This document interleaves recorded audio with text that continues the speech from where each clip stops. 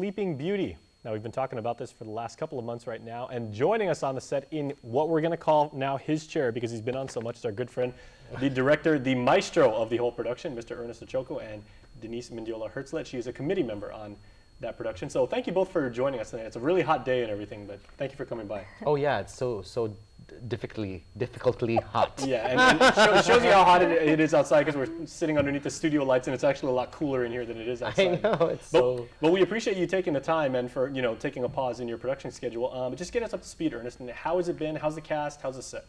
The cast has been really great. Like I said, again, you know me and the shows that I do. It's a community production, so we've got everybody involved, college all the way down to preschool, kindergarten this time around. And we actually have two shows. It's not just Sleeping Beauty. It's also a Disney extravaganza in the beginning as a pre-show. So it has all of the great Disney movies and songs that are near and dear to our hearts. And that's actually a tribute to Disney, because Disney has a tendency to do shorts before the actual movie and everything. Yes, absolutely. Nice touch. Yeah, and so we've got Hercules, Mulan. You're going to see The Little Mermaid come out, Cinderella, The Lion King come out, stuff like that. So it's going to be a really fantastic show. So everyone should come. Okay, so Denise. Anytime you get involved in any project, you're never one to just say, I'm on the committee. You're always a very go-getter, and you're always a direct person, everything like that. So what has your role been in this production and everything, and from your vantage point and everything, like how talented is the cast? And how's it been? Very talented cast, but I'm really just in the background this time. And I'm the Tentago. So, and what we're doing is, the committee is really made up of the parents and the staff and some of the students that are a part of this production. So what we've been doing is working really hard to make sure that there are enough shows for the community to be able to participate. And so we're pretty much running out of tickets already. Yes, yeah. Which is a good problem to have. Yes, right. and so if you really want to get tickets to this, it's going to be a fantastic show. You've got to go call San Vicente School. It's in the phone book. And what's the number again? The phone number is 735-4240. And ask for Monica Limchiaco. Monica Limchiaco will get you tickets, but you've got to call right now. Yes, this is really exciting, because the first show is going to be on Friday, May 18th at 7:30 p.m. And then the Saturday show, May 19th, is at 7:30 p.m. as well. So if you want to reserve your tickets, you want to do that right away. All right. Great sales pitch. So I know. For people that may not be familiar with the original Sleeping Beauty, for the three people out there watching it and everything, and just set us up a view from 50,000 feet, Ernest, and everything. What is the story about, and exactly who is involved? Well, actually, the story that Disney procured is very, very close to the original Sleeping Beauty, story.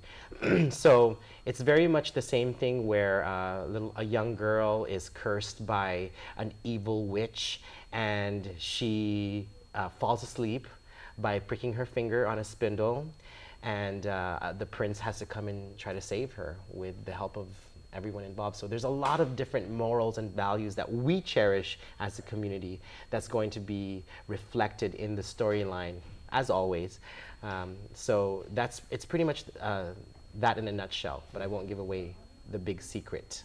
Oh, so. Perfect cliffhanger and everything. It was like ever these showbiz types. So, the last time we talked, you were telling us that one of the unique challenges about working with this is because of the size of the cast. How has that come along, and what have you learned as a director, and how many plays have you done now, and what have you learned from this process?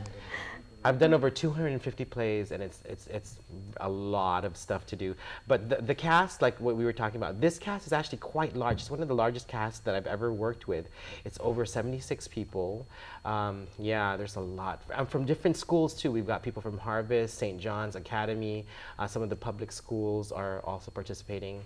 And what I really, really love about that is the sense of community. Because whenever, like our culture, whenever someone needs help, we always come there to assist. No matter where you're from or who you are or how much money you have, you're always there because it's a family-oriented community. And so that's what I've really learned, is the strength of our island. We are great community members, community supporters. And so Yeah, that's probably, I want to get enough credits to get to heaven. So that's why I keep doing this stuff. Well, your resume is certainly at 250 plays, both on the stage and backstage, and Right. doing everything and everything. I think you're certainly on your way. Denise, again, what have you been able to take away from your involvement with this production? Well, this production is one production that hasn't happened for many years for San Vicente. So we want to thank Sister Josephine, who has really taken this with Ernest and said, we want to develop our fine arts program at San Vicente. So really it's become a real learning experience for the students and the staff. And so hopefully they'll be able to take this experience and create a better program at the school. And can you give us a hint of what may be coming down the pike, Ernest? Because you're always working with something. You're always trying to foster a love for the arts with young people.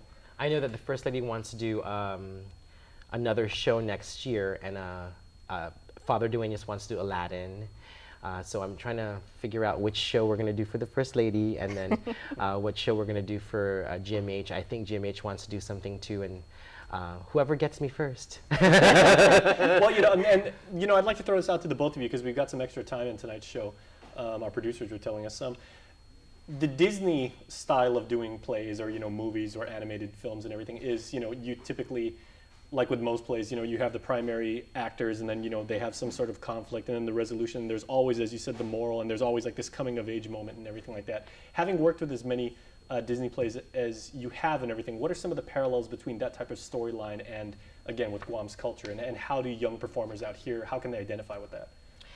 Well, I think that there are a lot of philosophies that are just, and like you said, there are a lot of parallels, but I think the philosophies kind of transcend culture or transcend geographical locations, because the values that are in Disney repeat themselves in our own cultural values: family, virtue, truth, loyalty, integrity, courage, confidence, accountability, all of those things.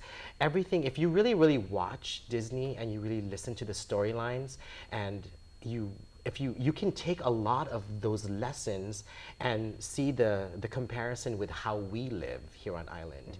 And that's with any kind of art. I think visual arts, dance art, theatrical arts, all of the arts, literary art, they all kind of transcend culture and geographical location, like I said, or economic backgrounds. All right. So all of those things, Okay, well done. Look for it and you'll find Well, we it. cannot wait to see the production and everything. Congratulations to both of you on behalf of all of us here, on behalf of our cast to your cast and everything. We can't wait to see you guys. I think you Thanks. actually have some of your students That's right. from KUAM taking part in Oh, this yeah, that's production. right. Which is why we So- can't wait to see Tyler, that. Yeah, it's very Tyler, exciting. yeah. And it really is a resume builder for our kids. If you look at their bios, every year it grows. And so we've been very impressed under his direction, a lot of new shows that they Oh, have to thank put you under so their belt. much. Well, unfortunately, we could sit around and talk about this so much more, but we got to go to commercial break. But thank you so much. Thank you. Thanks. All right, stay tuned. We'll be back after this.